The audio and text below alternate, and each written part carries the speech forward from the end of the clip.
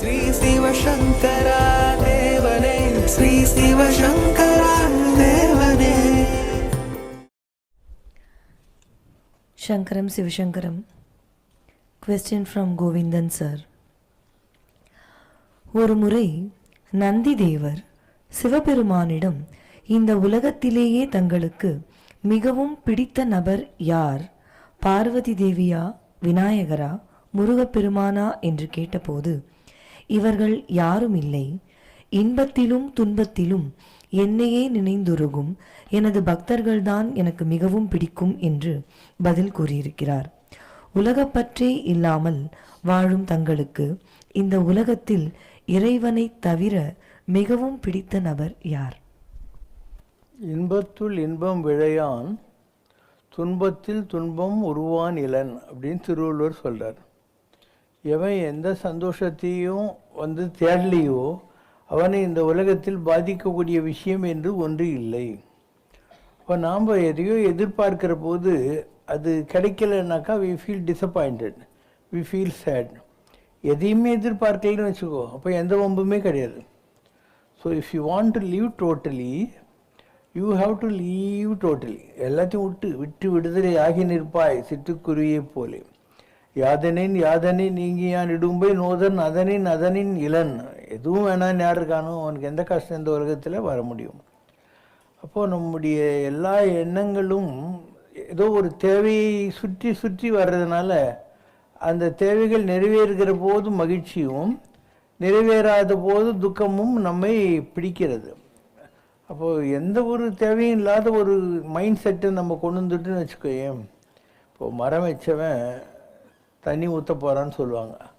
அந்த மாதிரி வனாந்தரங்களிலும் எங்கெங்கேயோ இருக்கக்கூடிய பறவைகளுக்கும் விலங்குகளுக்கும் வேலைக்கு சோறு போட்டு காப்பாற்றுகிற ஒரு பரமேஸ்வரன் இருக்கான்.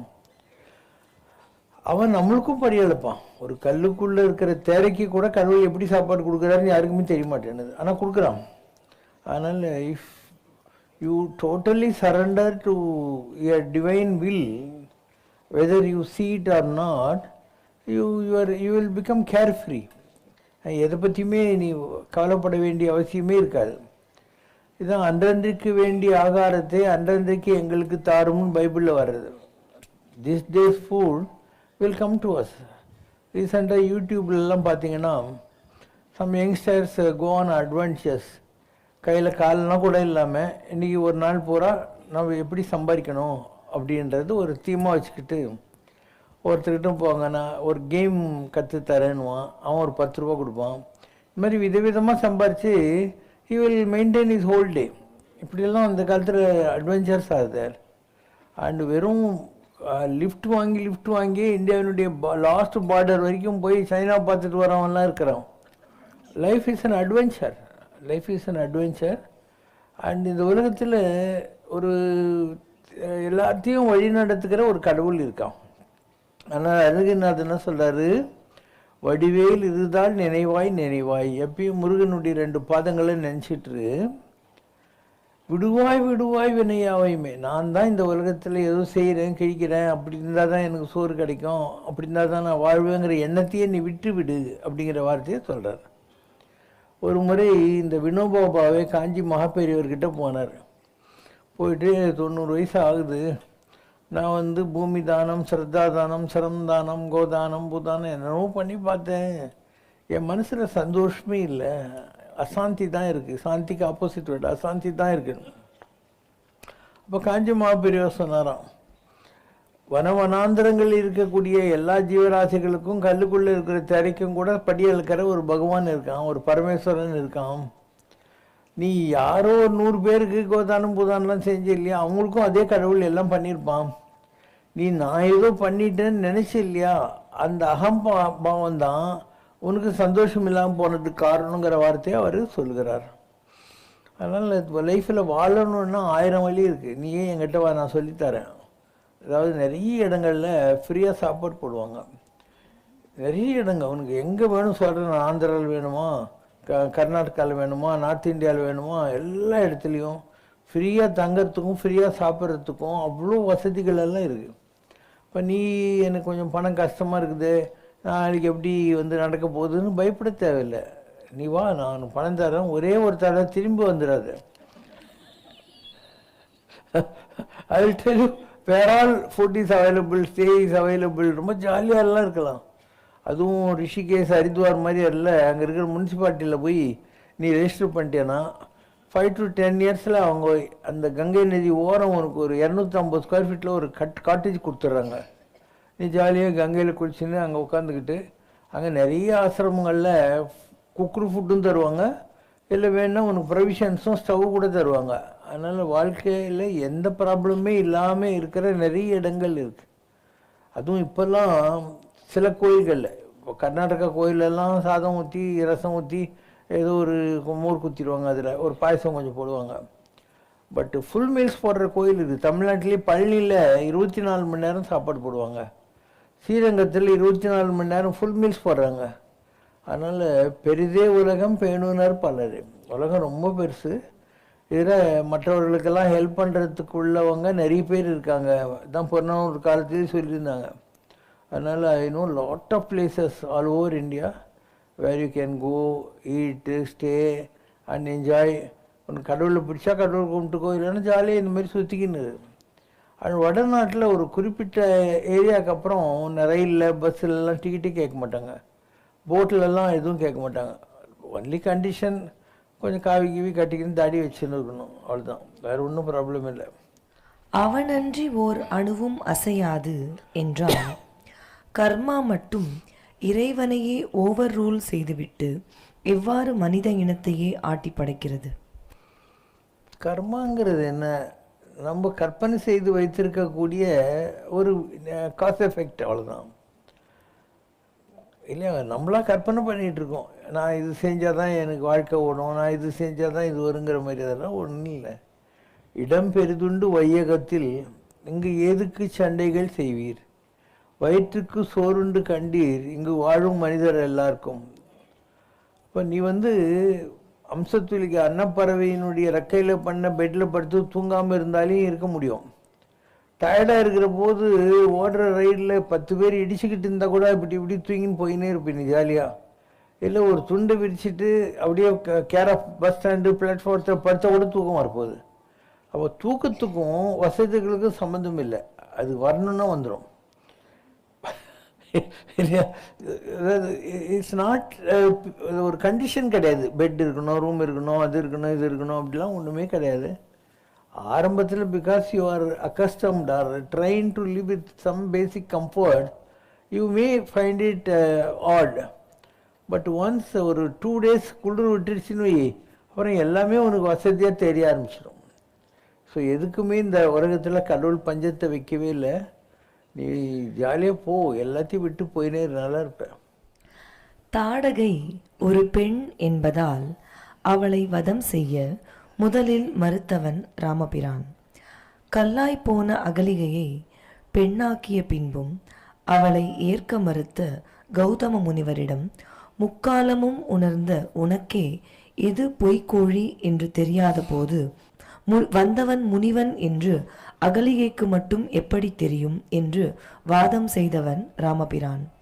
ஏகபத்னி விரதனாய் சூர்பனகையின் காதலை புறந்தள்ளியவனும் அதே ராமபிரான் தான்.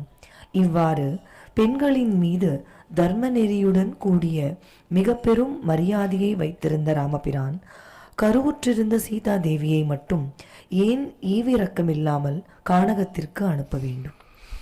ஒவ்வொரு மனுஷனுக்கும் இந்த உலகத்தில் ஒரு பெர்சனாலிட்டி அவனுக்குன்னு அவனாக கற்பித்தம் பண்ணி வைத்து கொண்டிருக்கக்கூடிய சில எண்ணங்கள். அதுதான் ரைட்டு, அது தவிர மற்றதெல்லாம் ராங்குன்னு நினைக்கிறாரு. அவங்கவுங்களாம் அவங்க மேலே இட்டு கட்டிக்கிற விஷயங்கள் இதெல்லாம். இன்னொன்று, it was a question of customs, it is question of acceptance. யார் அக்செப்ட் பண்ணாக்கா அது தர்மம் ஆயிடுது. தமிழ்நாட்டில் ஒரு காலத்தில் சைக்கிளில் டபுள்ஸ் போனால் தப்பு. கண்ணதாசன் எம்ஜிஆர்கிட்ட போய் சொன்னார், ஏழைங்களுக்கு இருக்கிறதே சைக்கிள் தாங்க, டபுள்ஸுக்கெல்லாம் போலீஸ்காரன் ஃபைன் போட்டுங்கிறான். எம்ஜிஆர் ஒரு சட்டம் போட்டார். அன்னிலேருந்து எத்தனை பேர் வேணாலும் டபுள்ஸ் ட்ரிபிள்ஸ் எல்லாம் போகலாம் சைக்கிளில். ஸோ ஒரே ஒரு stroke of a pen changes the laws. இப்படி தான் எல்லா தர்மங்களும் மாற்றப்படுகின்றன. ஸோ மனுஸ்மிருதி இல்லை மனு தர்ம சாஸ்திரம் என்பது எத்தனையோ தடவை மாற்றப்பட்டது. இது அதனால் எல்லாமே காலத்தினால் மாற்றக்கூடிய விஷயங்கள். எவ்ரி திங் இஸ் நெகேட்டடுன்னுவாங்க. இது மாற்ற முடியாததுன்னு எதுவும் கிடையாது, எல்லாத்தையும் நெகேட் பண்ண முடியும். So it's so easy. It is a mental myth that people are having like this. இன்றைக்கி நீங்கள் எதையெல்லாம் இந்த சமுதாயத்தில் பெரிய மித்தாக வச்சுக்கிட்டு இருக்கீங்களோ அது எதுவுமே மித்து கிடையாது. பகீரதன் கங்கையை கொண்டு வந்தான் என்றும் அனுசூயை கங்கையை கொண்டு வந்தாள் என்றும் விதவிதமான கருத்து உள்ளது. இதில் எது சரி? சயின்டிஃபிக்காக சொல்லக்கூடியது வந்து பகீரதன் கொண்டு வந்தானுங்கிறது. எதுக்காக அப்படின்னா, அம்சுமான்னு ஒரு ராஜா இருந்தான். அவன் யார்? சமுத்திரராஜன். சமுத்திரத்திலாம் இல்லையா, அதுக்கு ராஜான் சமுத்திரராஜன். அவனும் அவனுடைய பிரதர்ஸ் எல்லாம் இருந்தாங்க. இவங்க ஒரு பெரிய அஸ்வமேத யாகம் பண்ணுறாங்க.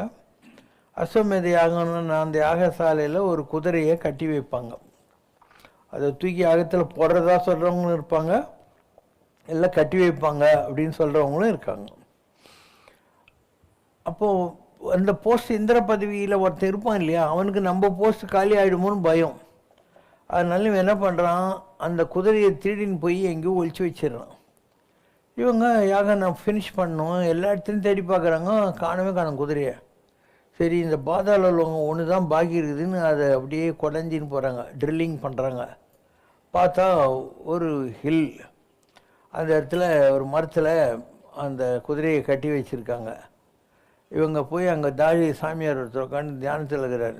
தாடி சாமியார், நீ தான் திடீர்னு வந்தியான்னு சொல்லி இது டிஸ்டர்ப் பண்ணுறாங்க. அவர் கண்ணை திறந்து பார்த்து ஊன்றாரு. இவங்கெல்லாம் சாம்பலாக போடுறானு. ஸோ இது எங்கே நடந்தது? நார்த் இந்தியாவில் யாகம் நடக்குது. நார்த் இந்தியாவிலேருந்து பூமியை குழஞ்சி நீ நேராக பார்த்தியாலும் உலகம் இப்படி இருக்குது இல்லையா, அது அமெரிக்காவில் கலிஃபோர்னியா கிட்ட போய் நிற்கிது. கரெக்டாக கலிஃபோர்னியாவில் போய் நிற்கிது. இன்றைக்கும் அந்த இடத்துல வந்து ஆஷ் ஐலாண்டுன்னு ஒன்று இருக்குது. எல்லோரும் சாம்பலானாங்க இல்லையா, அந்த இடம் ஆஷ் ஐலாண்டு இருக்குது. ஆர்ஸ் ஹில்லுன்னு ஒன்று இருக்குது, குதிரை கட்டி வச்ச இடம், அது ஒன்று இருக்குது. ஏன் அந்த இடத்துக்கு கலிஃபோர்னியான்னு பேர் வந்துச்சு? அது ஒரு காடு ஒரு காலத்தில். அங்கே தவம் செஞ்சுட்டு இருந்த ரிஷியோட பேர் என்ன? கபில ரிஷி. கபில ரிஷி தவம் பண்ண ஆரண்யம் கபிலாரண்யம். கபிலாரண்யம் பிகேம் கலிபாரண்யம் அண்ட் கலிஃபோர்னியா. ஸோ பின்னால் பகீரதன் வந்து மோட்சம் கேட்குறான். சொல்கிறாங்க, உங்கள் பெரியவங்களுடைய சாம்பலெல்லாம் கிடக்குது, ஆத்மாவில் சந்தோஷம் இல்லை, நீ கங்கையை வர வைக்கணுங்கிறாங்க. அப்போ ஒத்த காலில் நின்று கங்கைக்காக தவம் செய்கிறான். சிவபெருமானுடைய தலையிலேருந்து கங்கை கொட்டணும். அவ்வளோ ஹைட்லேருந்து தண்ணி கொட்டினா நீங்கள் ஒரு 40 அடி வாட்டர் ஃபாலில் குளிச்சாவே கண்ணெல்லாம் கட்டிக்கிறீங்க. சிவனுடைய ஜடையிலேருந்து பூமிக்கு வந்தால் எப்படி ஒரு ஃபோர்ஸபுளாக வரும்? என்ன பண்ணுறதுன்னு தெரியல. அப்போ ஒரு முனிவர் இருந்தார், அவர் பேர் ஜான்வ முனிவர்.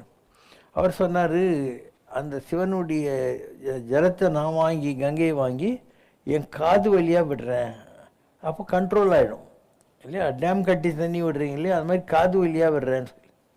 ஸோ ஜான்வ முனிவர் தன் தலையிலிருந்து வாங்கி காது வழியாக கங்கையை விட்டார். அதனால் கங்கைக்கு ஒரு பேர் என்ன? ஜான்வி அப்படின்னு பேர். ஜானகி இல்லை, ஜான்வி அப்படிங்கிற பேரில் அவர்கள். அது புனிதப்படுத்தப்பட்டு பகீரதனுடைய தவம் நிறைவேறாச்சு. அவனுடைய மூதாதையர்களுக்கெல்லாம் வந்து ஆத்மசாந்தி கிடைச்சது அப்படிங்கிறது ஒரு சயின்டிஃபிக்காக தெரியக்கூடிய ஒரு காரணம். இப்போ இன்றைக்கும் அதுக்கெல்லாம் ப்ரூஃப் இருக்கா இல்லையா? கபில ரிஷி தவம் பண்ண ஆரண்யம் கபிலாரண்யம், கலிபோர்னியா, ஆர்சில் இருக்குது, அண்டு ஆஷ் ஐலண்ட் இருக்குது. நீ ஸ்கேல் வச்சு பார்த்தா கரெக்டாக இருக்குது இங்கேருந்து நேராக, ஏன்னா பூமியை குடஞ்சி அங்கே தான் போய் நிற்கிது. இப்படி எல்லாம் இது கொஞ்சம் ரேஷனலாக நம்புகிற மாதிரியான விஷயங்களும் ஆன்மீகத்தில் இருக்கின்றன. நமக்கு we are given lot of stories. என்ன இதெல்லாம் புக்ஸு கிடையாது. அந்த காலத்தில் யாரும் சொல்லுவாங்க, அவங்க சிஷ்யங்க சொல்லுவாங்க, அவங்க சிஷ்யங்க சொல்லுவாங்க. அதனால் இந்த மாதிரி செவி வழி செய்திகள். அவங்க காதுக்கு என்ன பேர்? கர்ண அப்படின்னா கர்ணம். அப்போ கர்ண பரம்பரைன்னா காதில் கேட்டு கேட்டு பரம்பரையாக வந்த கதைங்கன்னு அர்த்தம். அதனால் இந்த மாதிரியான பல விஷயங்கள் கர்ண பரம்பரை கதைகள் தான். அதுக்கு எவிடன்ஸ் இருந்தால் நீங்கள் ஒத்துக்கலாம். இப்போது ராமர் வந்து இலங்கைக்கு போகிறதுக்காக அணில்களும் கரடிகளும் குரங்குகளும் எல்லோரும் சேர்ந்து பிரிட்ஜு கட்டினாங்க அப்படின்றாங்க. இது ராமாயணத்தில் இருக்குது. இது யாரும் நம்பலை.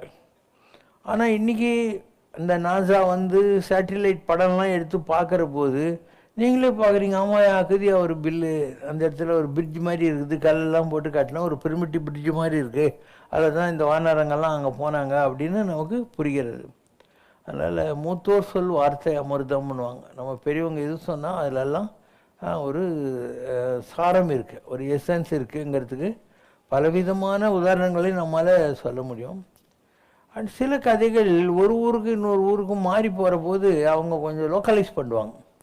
இப்போது பைபிள் இருக்குது, பைபிளில் நீங்கள் பீட்டர் அப்படின்னு ஒரு ஆளை பார்ப்பீங்க, ஒரு கேரக்டர். இங்கிலீஷில் படித்தா பீட்டர்னு வரும். நம்ம ஊரில் நம்ம பாதிரியாருங்கள்லாம் இருக்குதுங்க இல்லையா, வெளிநாட்டிலேருந்து வந்து தமிழை கற்றுக்கிட்டு உங்கள் கால்டுவெல், ஜியு, போப்பு இவங்கெல்லாம் வந்து கிறிஸ்துவ மதத்தை பரப்புறதுக்காக இங்கே வந்து தமிழ் கற்றுக்கினவங்க. ஸோ அவங்க என்ன பண்ணுவாங்க, அந்த பீட்டர்ன்றதை நம்ம ஊரில் இருக்கக்கூடிய ஆளுங்க இருக்காங்க இல்லையா, இவங்களுக்கு புரியணுங்கிறதுக்காக பேதுரு அப்படின்வாங்க. சென்ட் ஜான்னு ஒரு கேரக்டர் இருக்கும், அவனை யோவான் அப்படின்வாங்க.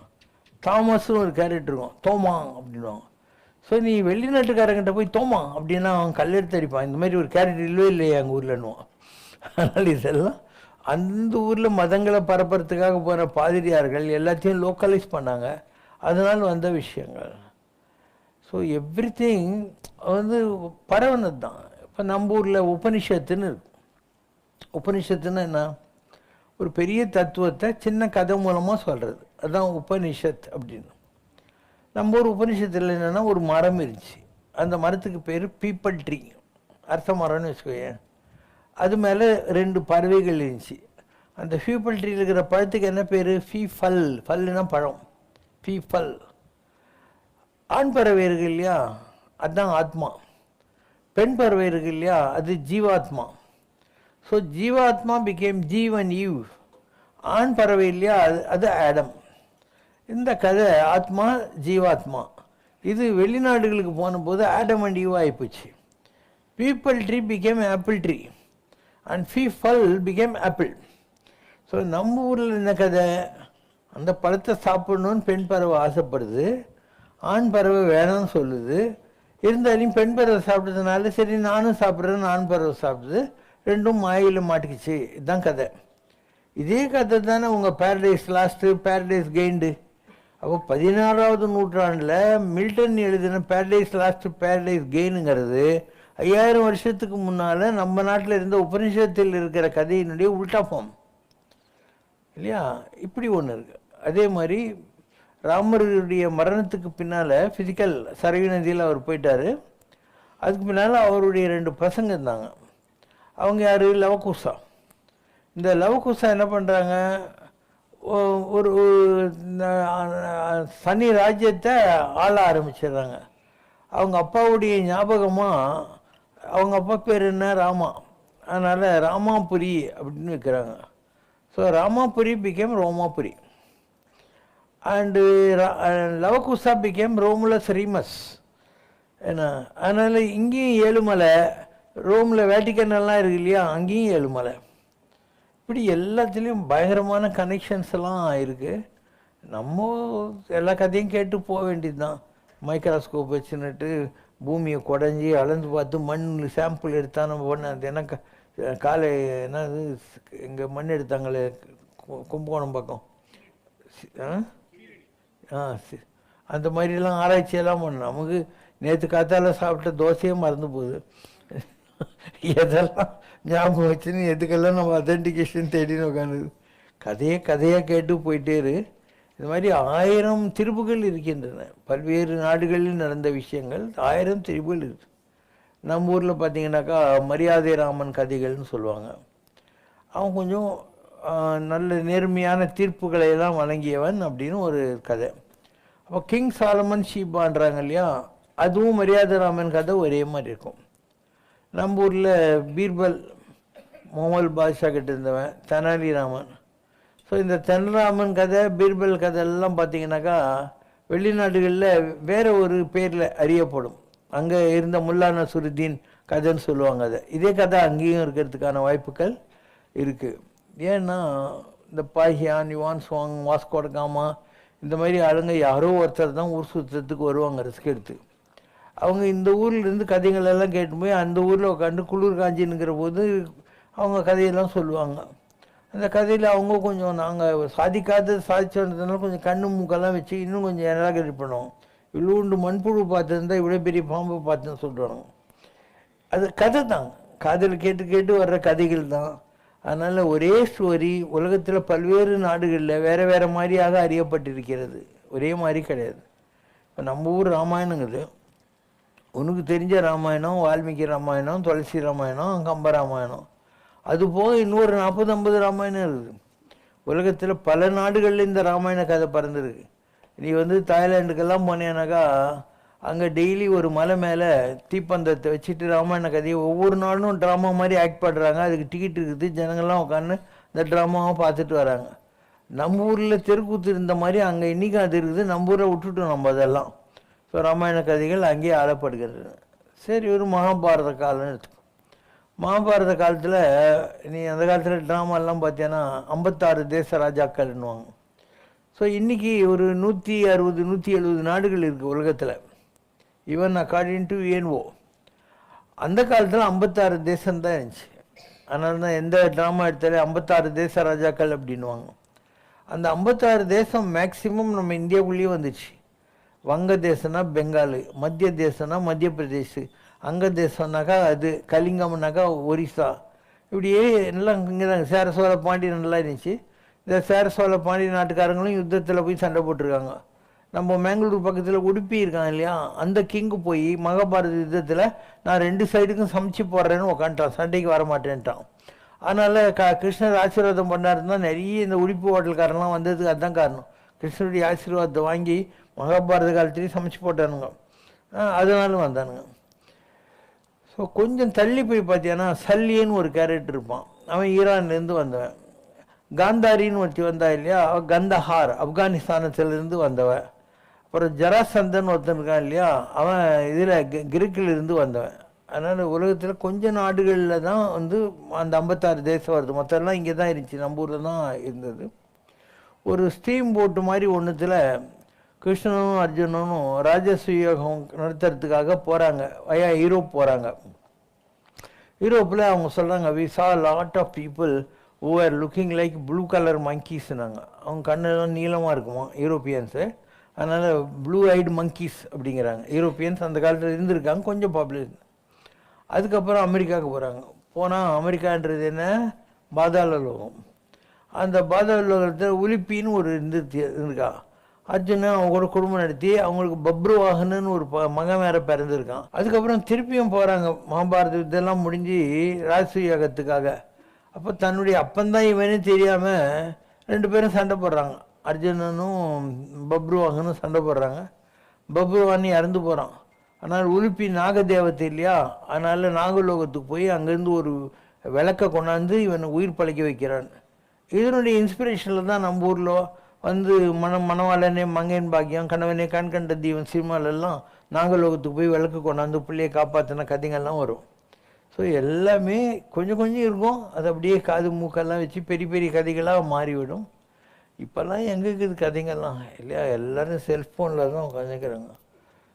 அந்த காலத்தில் ராமனும் நோக்கினாள், சீதையும் நோக்கினாள் தான். இப்போ அப்படி இல்லை, ராமனும் நோக்கியா, சீதையும் நோக்கியா. ஒரே வீட்டில் அப்பா அம்மா பிள்ளைங்க எல்லாம் ஆளுக்கு ஒரு செல் வச்சுருந்தது. இந்த தொந்தரவு தாங்க முடியாமல் ஆந்திராலேயோ கர்நாடகாலேயோ 16 வயசுக்கு கம்மிக்கிற பசங்க செல்லு பார்க்கக்கூடாதுன்னு சொல்லி ஒரு ரூல் கொண்டாண்டானுங்க இல்லையா. தமிழ்நாட்டிலையும் கொண்டாந்துட்டா நிறைய பேர் தப்பிப்பீங்க. ஐ நெவர் யூஸ் செல். எனக்கு செல்லு எப்படி ஆப்ரேட் பண்ணுறதுன்னு கூட தெரியாது. ஸோ எவ்வளோ பீஸ்ஃபுல்லாக இருக்கிறேன் பாரு, நான் ஒன்றும் ப்ராப்ளம் இல்லை. நீ ஏன் கொளுத்து போய் ஒரு செல்லை வாங்கினா, அதில் ஹைடெக் செல்லுக்கெல்லாம் போயின்னு அப்பப்போ பார்த்துட்டு ராத்திரி தூங்குற போது கூட நமக்கு எதுக்கு இந்த வம்பு. உணவுக்கும் உணர்வுக்கும் சம்பந்தம் உண்டா? எஸ். உடம்பு சரியில்லை, உங்களுக்கு பிளட் ப்ரெஷர், அப்போ டாக்டர் என்ன சொல்கிறாரு, உப்பு கம்மி பண்ணு அப்படின்றாரு. உங்களுக்கு டயபெட்டிஸு, இனிமேல் சர்க்கரையெல்லாம் தொடாத, அதுக்கு பதில் இதெல்லாம் சாப்பிடுன்றாங்க. பசுமாடு இதனுடைய பால் கீழ் குச்சின்ட்டு இருக்கான் பாரு, கீரைலாம் சாப்பிட்டுன்னு அவன் கொஞ்சம் கோவத்தை அவங்கெல்லாம் கம்மியாக இருப்பான். அதனால் டெஃபினெட்லி நம்முடைய உணவுக்கும் நம்முடைய குணாதிசயங்களுக்கும் கனெக்ஷன் இருக்கவே இருக்கு. நீங்கள் தான் மசாலாவை அரைச்சி உப்பு காரம்லாம் போட்டு நல்லா வந்து சாப்பிட்றீங்க. அமெரிக்காவெல்லாம் போய் பார்த்தீங்கன்னாக்கா அங்கே வந்து ஒன்றுமே இருக்காது. ஃப்ளஷில் மட்டன் அதை ஃப்ரிட்ஜிலேருந்து டீப் ஃப்ரீஸ்லேருந்து எடுத்து பெப்பர் சால்ட் மாதிரி கொஞ்சம் போட்டு அப்படியே சாப்பிடுவோம். அதனால் நம்ம ஊரில் இருக்கிற ஸ்டான்ச் நான்வெஜிடேரியன் அமெரிக்காவில் போய் நான்வெஜ் சாப்பிட்டான்னா அவன் இது வேணவே வேணாம், வேறு எங்கேயானா பிஸா பர்கர் கிடைக்குமா, மெக்சிகன் ரெஸ்டாரண்ட்டில் விழுண்டு சாதம் தான் கொடுப்பாங்க, அது வேணுமான்னு போய் அலைவானுங்க. அதனால் எவ்ரி வேர் லோகோ பின்ன ருசின்வாங்க.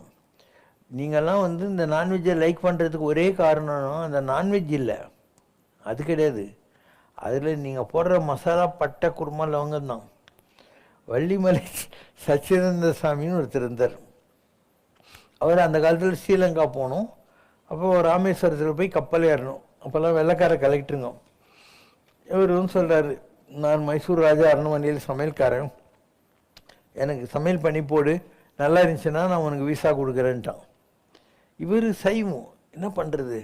அதனால் என்ன பண்ணார், இந்த முருங்கைக்காயில் அதை எடுத்து நல்லா ஒரு பக்குவத்தில் சமைச்சு அவன் அந்த முருங்கைக்காய் அப்படி நல்லா கடிக்கிற போது அவனுக்கு எலும்பு கட்ச ஃபீலிங் வந்துச்சு. உடனே விசா கிராண்டட்ன்ட்டான். ஜனங்களுக்கு இந்த கடி கொதர் இதெல்லாம் மைண்டில் இருக்கிற விஷயங்க. இல்லைன்னா வெறும் மட்டன் நீ சாப்பிட்டான்னு நீ கட்டாயம் நான்வெஜ்ஜை விட்டு சைவமாகி போயிடுவேன். அதெல்லாம் பழக்கம்தான், ஒவ்வொன்றும் ஒரு பழக்கம்தான். இப்போ ஆந்திராக்காரங்க அவ்வளோ நல்லா காரம் சாப்பிட்றாங்க. அதே காரத்தை வேறு ஸ்டேட்டில் இருக்கிறவனால சாப்பிட முடியுமா? சரி, நம்பூர் கோயிலில் நீ போகிற, ஒரு புளி சாதம், வெண்பொங்கல், தயிர் சாதம்லாம் பிரசாதமாக கொடுக்குறாங்க. வடநாட்டில் போனேனாக்கா இப்போ கொடுத்தாங்களே நம்ம டாக்டர் ரெட்டி சார் ஒய்ஃப் கொடுத்தாங்களே சர்க்கரை உருண்டை கொடுத்தாங்க இல்லையா, அதுதான் கொடுப்பாங்க. அது கூட கொஞ்சம் கடலை சேர்த்து கொடுப்பாங்க. ஒரு 2 கோயிலில் ஓகேவாக இருக்கும். அதுக்கப்புறம் எங்கே போனாலும் அதுவாக இருக்குமா? அப்போ நம்ம ஊரில் நமக்கு பொங்கல் புளி சாதம் சாப்பிட்டு பழகிட்டோம், அந்த ஊரில் இதுதான் கொடுப்பானுங்க பிரசாதமாக. உனக்கு எப்படி பிடிக்கும் சொல்லி பார்க்கலாம். இப்போ கொஞ்சம் ஹோட்டலுங்கெல்லாம் வந்துடுச்சு. அந்த காலத்தில் நீ வந்து ஹரித்வார் ரிஷிகேஷ் எல்லாம் பண்ணியானாக்கா, ரிஷிகேஷில் முக்கியமாக வெயிட்டேன் ஹோட்டலே இருக்காது. இப்போ ஒரு ஹரே கிருஷ்ணா ஹரே ராமா வந்திருக்கு. கொஞ்சம் ஒரு மெட்ராஸ் கேஃபுன்னு ஒன்று அந்த இதுக்கிட்டே வந்திருக்கு. அங்கே இருக்கிற டிடிடி தேவஸ்தானம் கோயில் இருக்குது இல்லையா, சந்திரமௌலீஸ்வரர் பெருமாள், அதுக்கு பக்கத்தில் ஒரு கடை இருக்குது. அங்கே சவுத் இண்டியன் ஃபுட்டெல்லாம் கிடைக்கும், வேறு எங்கேயும் கிடைக்கவே கிடைக்காது. அதனால் எத்தனை நாளைக்கு தான் இவன் பூரி சப்ஜி சாப்பிட்டுனே உட்காந்து இருக்கிறது? அதனால் இந்த மாதிரி எங்கேயாவது கிடைக்காதா அப்படின்னு போய் சாப்பிடுவாங்க. நம்பூர் உப்புமா, நம்பூர் இட்லியே அங்கே அது ஒரு பெரிய தேவாமிர்தம் மாதிரி இருக்கும் பார்க்குறதுக்கு அந்த காலத்தில். இப்போது வந்துடுச்சு நிறைய பேர். இப்போ வந்து டெல்லி மாதிரி இடங்கள்லாம் நம்பூர் இட்லி தோசைலாம் ரொம்ப சாதாரணமாக ஆகிப்போச்சு. எல்லா ஊர்லேயுமே இப்போ எல்லாமே கிடைக்க ஆரம்பிச்சிருச்சு. ஒவ்வொருத்தருக்கும் taste buds are very strong. ஒரு டேஸ்ட்டுக்கு பழகி வச்சுருக்கோம், அதனால நமக்கு அது பிடிக்குது. ஒரு வெள்ளைக்காரனை உங்கள் வீட்டில் கூப்பிட்டு நீ காரசாரமாக போடு, அவன் சாப்பிடவே மாட்டான், சூன்னு லாஸ்ட் கொஸ்டின். ஒரு மாங்கனியை பெற தேவலோகத்தில் விநாயக பெருமானுக்கும் முருகனுக்கும் இடையே இருந்த போட்டியை பற்றி தாங்கள் பல அருளுரைகளில் தெரிவித்திருக்கிறீர்கள். ஆனால் அந்த மாங்கனி முதலில் தேவலோகத்தில் நாரதரிடம்தானே இருந்தது. நாராயண பக்தரான நாரதர் ஏன் அந்த மாங்கனியை ஈஸ்வரனிடம் கொண்டு வந்து தர வேண்டும்? இந்த மாதிரிலாம் நிஜமாக நடக்கலை. உங்களுக்கு சில தத்துவங்களை புரிய வைப்பதற்காக கதை வழிவாக சொல்கிறது, அவ்வளோதான். இப்போ 4 எருதுங்க மேய்ஞ்சி நின்றது, ஒரு குள்ள நரி வந்து அதுங்களுக்கு சண்டை முட்டிட்டு ஒவ்வொன்றையும் தனித்தனியாக கூட்டின்னு போய் அடிச்சிச்சின்னு கதை படிக்கிறேன். அது மாதிரி அங்கே இருந்துச்சு, அதெல்லாம் ஒன்றும் இல்லை. இப்போ எதுக்காக இந்த கதையை சொன்னாங்கன்னா, கடவுளை நீங்கள் தேடணும். 2 வழியே தேட முடியும். ஒன்று பிண்டத்துக்குள்ளே தேடுறது, அதாவது உங்களுக்குள்ளேயே கடவுளை தேடுறது.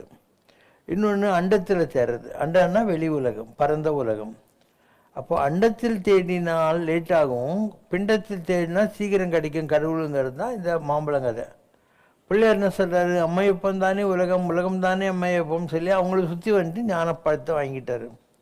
முருகர் மயில் மேலே ஏறி போயிட்டு கொஞ்சம் லேட்டாக வந்து ஞானப்பழம் கிடைக்கல அப்படின்னு. அப்போ வெளியில் தேடுகிற போது லேட் ஆகுது, உள்ளுக்குள்ளே தேடினா பிள்ளையார் மாதிரி சீக்கிரம் வாங்கிடலாம் அப்படிங்கிறது. இதெல்லாம் நமக்கு சில தத்துவங்களை சொல்வதற்கான வந்த விஷயங்கள் தான். இப்போது நீ ஊர் ஊராக சுற்றினேங்கிறேன்னு வை. இங்கேருந்து நீ டூரிஸ்ட் பஸ்ஸில் போகிறவங்கள பார்த்தீங்கன்னா தெரியும். டூர் கிளம்புவாங்க, 7 நாள் டூர், கர்நாடகா ஆந்திரான்னு சொல்லிட்டு. இது கிளம்புறப்போ ஜோராக கிளம்புவாங்க. ஒரு நாள் ஆன உடனே நீங்கள் போய் பார்த்துட்டு வந்துடுங்க, இறங்க மாட்டாங்க பஸ் விட்டு. அந்த மாதிரி கடவுளை தேடி நீ எல்லா இடத்துலையும் அலையிற போது இந்த மாதிரி ப்ராப்ளமெல்லாம் இருக்குது. ஃபுட்டு, லிவிங் கம்ஃபர்ட்ஸு, ஃபிசிக்கல் டயர்ட்னஸ் இதெல்லாம் இருந்து தீரும். அப்போ நீ கம்ஃபர்டபுளாக உனக்குன்னு ஒரு தனிமை கண்டது உண்டு, அதில் சாரம் இருக்குது, இனிது ஏகாந்தம் இனிது, சாலிட்யூட் இஸ் பிளிஸ்ங்கிற மாதிரி எங்கேயாவது ஒரே ஒரு இடத்துல அழுக்காமல் குலுங்காமல் அப்படியே உட்காந்துட்டு கடவுளை தேடுற போது ஆரம்பத்தில் மனசு அலையலாம். ஆனால் ஃபிசிக்கல் கம்ஃபர்ட் கிடச்சிடுது இல்லையா? அதில் கொஞ்சம் டயர்டான என்ன படுத்துக்குன்னு தியானம் பண்ணினே இருக்கு. படுத்துன்னு போகிற வச்சுச்சுன்னா திருப்பியும் உட்காந்துன்னு தியானம் பண்ண ஆரம்பிச்சிடு. இப்போ எங்கெங்கேயோ போய் சோத்துக்கு அதுக்கு அலைஞ்சி கஷ்டப்பட்டு எல்லாம் செய்யறதுக்கு நீ இந்த மாதிரி கம்ஃபர்டபுளாக இருக்கலாம். இந்த மாதிரி தியானம் செஞ்சவங்க நிறைய பேர் இருக்காங்க.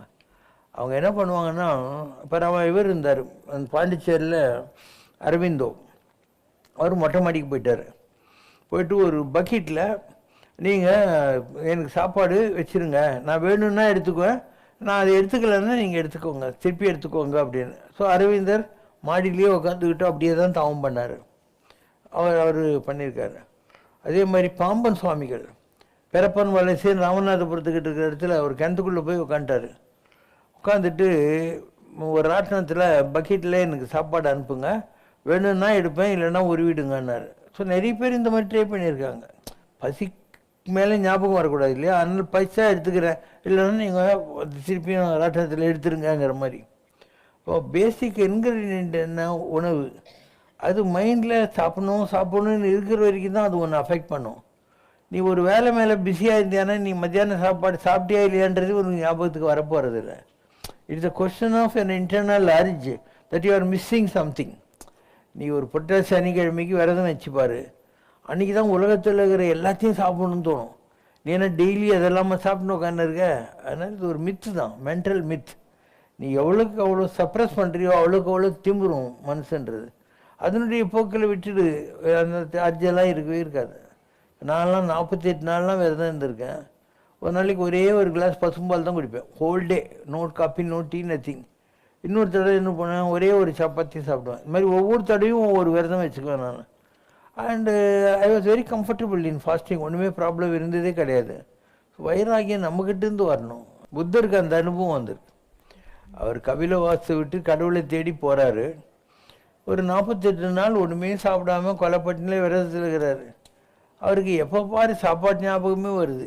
என்னடா அது, நம்ம அரிசியை விட்டோம், மகனை விட்டோம், ராஜ்யத்தை விட்டோம், சோத்தை பற்றி யோசனை பண்ணுறதுக்காக இவ்வளோ தூரம் வந்து கஷ்டப்பட்டுன்னு இருக்குன்னு தோணுது.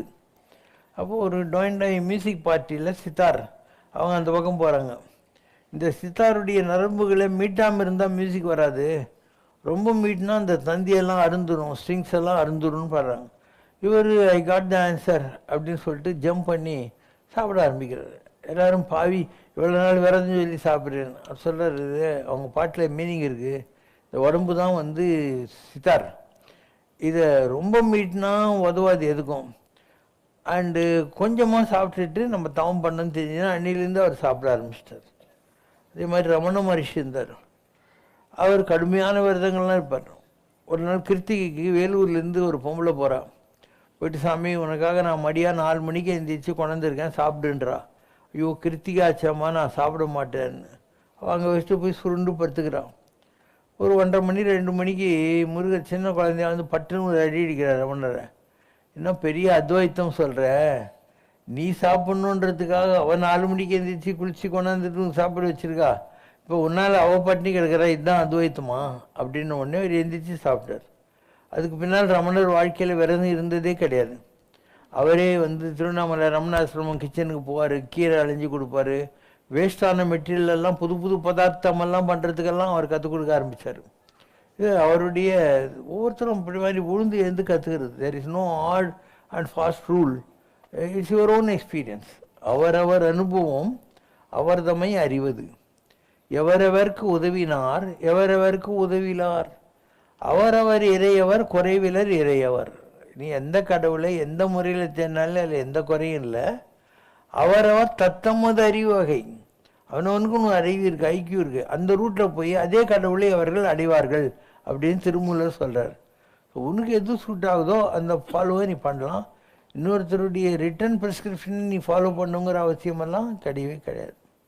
ஓகேவா? பாடுறீங்களா? అంతారామమయం ఈ జగమంతారామమయం అంతారామమయం ఈ జగమంతారామమయం అంతారామమయం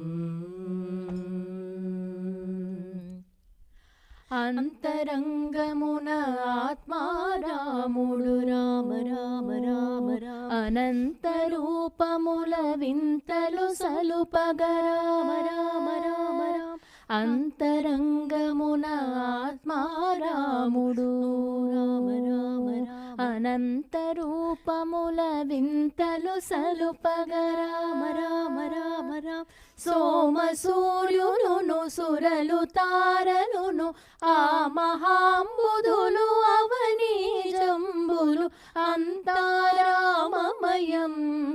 ఈ జగమంతారామమయం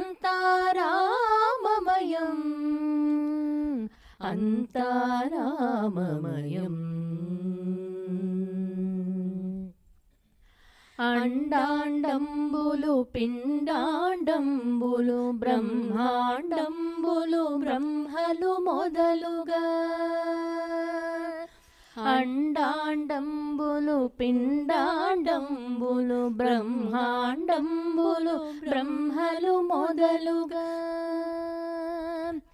నదులు వనంబులు నానా మృగములు విహిత కర్మములు వేద శాస్త్రములు అంతారామమయం ఈ జగమంతారామమయం అంతారామమయం ఈ జగమంతారామమయం అంతారామమయం. அம்மையோடு அப்பனென வந்தவர்க்கு மங்களம், ஆசானும் தெய்வமுமாயானவர்க்கு மங்களம், இத்தனை துயர்களெல்லாம் தீர்ப்பவர்க்கு மங்களம், ஈஸ்வராவதார சிவசங்கரர்க்கு மங்களம்.